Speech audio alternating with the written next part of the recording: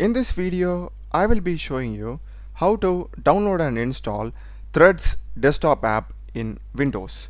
So let's get started. For this, just go to search and type store. We'll be having the Microsoft Store.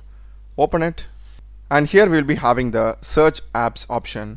Just search for Threads, and here we will be having the Threads app. Select it, and this is from the official Instagram one. So just click on get. This will take some time to download and install, so just be patient for a while. Once it is done, if you search Threads, we'll be having the Threads app. You can create a shortcut or pin it to taskbar. Just open it now.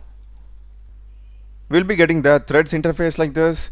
Just sign in and start using it. That's a video, guys. Do check the playlist of my channel. Done a lot of videos in programming and AI tools. Subscribe me. Thanks for watching.